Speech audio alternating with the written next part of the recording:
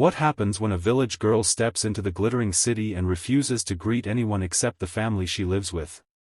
At first, her silence confuses people, then it sparks envy, jealousy, and finally, a shocking revelation.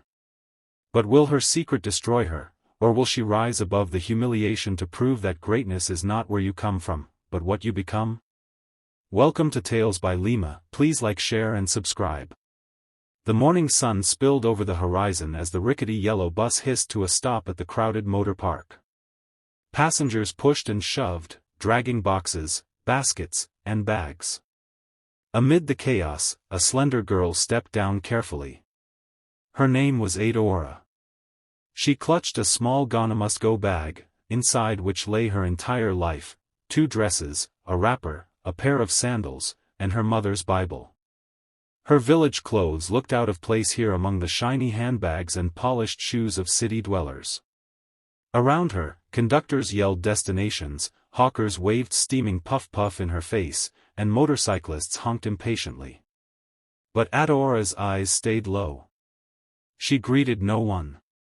Not the conductor who shouted after her for balance, not the woman who muttered about these rude young girls from the village. Her aunt, Unforgettable, waved from the roadside. Adaora's face softened.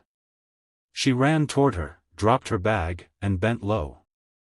"Good morning, Ma," Adaora greeted, almost with relief. Unforgettable smiled warmly, hugged her, and said, "Welcome, my daughter. This city will test you, but you must stand tall." Adaora only nodded. In her heart, she whispered, "God, help me." The following Monday, Adaora woke before dawn to sweep the compound and fetch 2 buckets of water. She ironed her new uniform, its fabric stiff and starchy. Her aunt had sewn it with care. Royal Crest Academy loomed like a palace. Its gates were tall, guarded by security men in neat uniforms.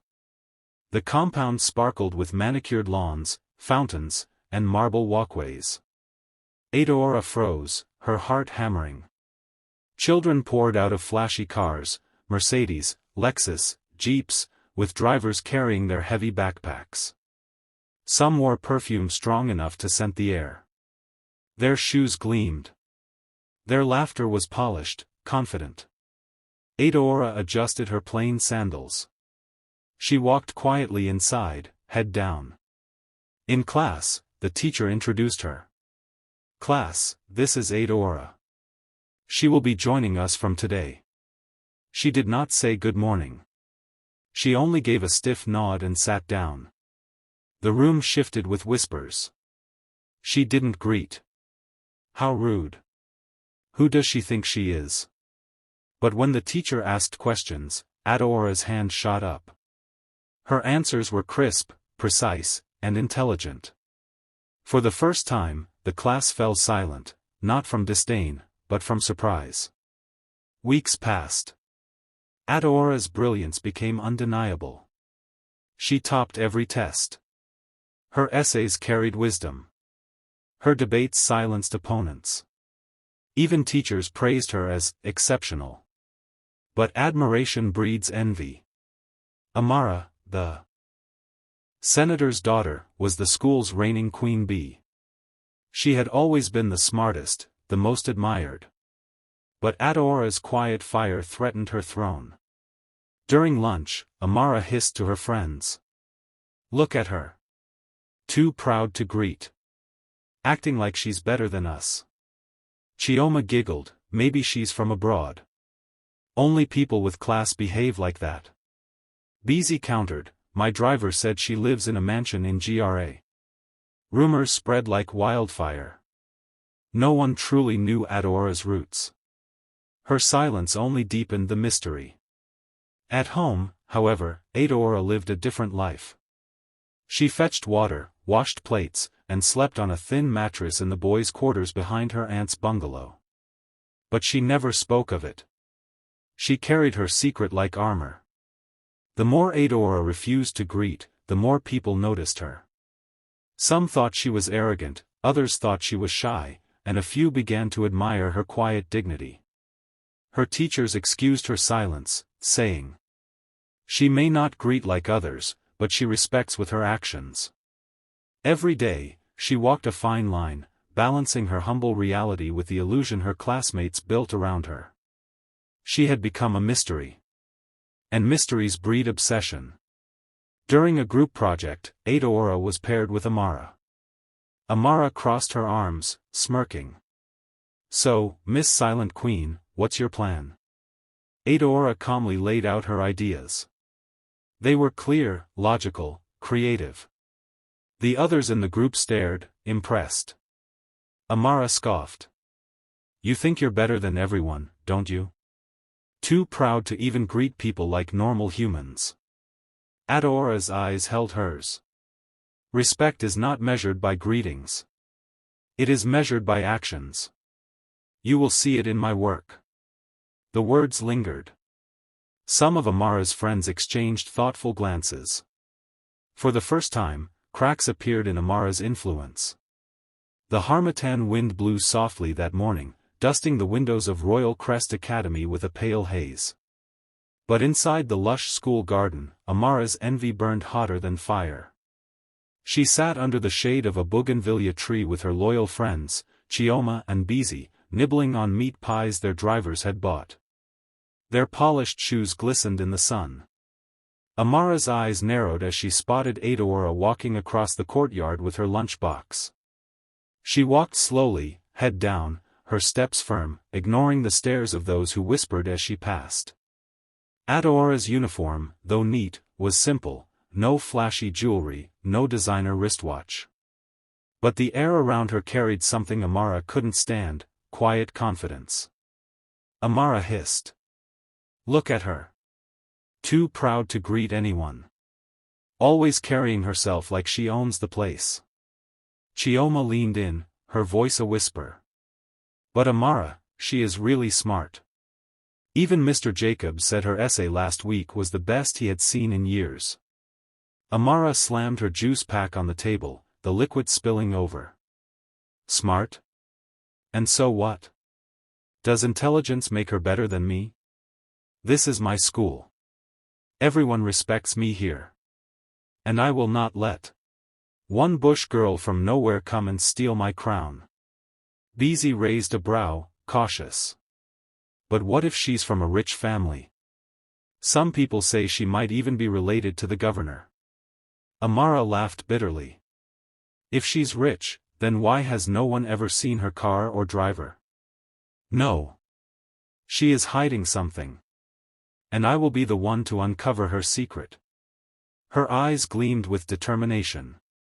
That day, under the bougainvillea, a plan was born. A week later, the school principal announced an event that sent excitement rippling through the entire academy. "Students," his deep voice boomed at assembly, "in 2 weeks we shall host our annual Cultural Day celebration. Each of you will wear your traditional attire and perform cultural displays to honor our heritage." The crowd erupted in cheers. Amara's lips curled into a smile. This was the perfect opportunity to expose Adaora. That evening, Adaora sat in her aunt's kitchen, helping Mama Nkechi pound yam for supper. Her aunt looked at her kindly. "My daughter, Cultural Day is coming. I wish I had something finer for you to wear. But all I can give you is the wrapper I wore at my own wedding. It may be old, but it is clean and decent." Adaora swallowed hard, forcing a smile. "Thank you, Auntie. It is more than enough." In truth, she felt dread pressing on her chest. She had seen the expensive laces and imported beads her classmates wore even on ordinary Fridays. What would they say when she arrived in a plain wrapper and blouse? On the morning of Cultural Day, the school resembled a festival ground. Students arrived in luxurious attire, beads that glimmered in the sun, wrappers with golden embroidery, shoes imported from Dubai.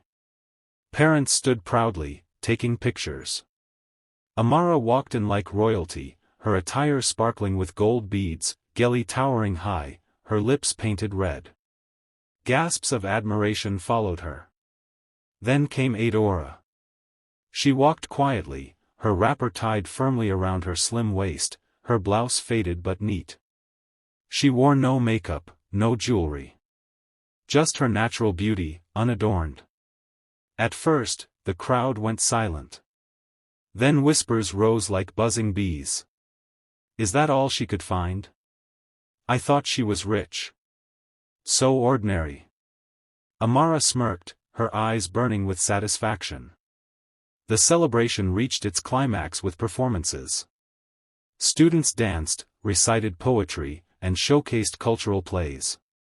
When it was Adaora's group's turn to perform their traditional dance, she stepped onto the stage with trembling feet.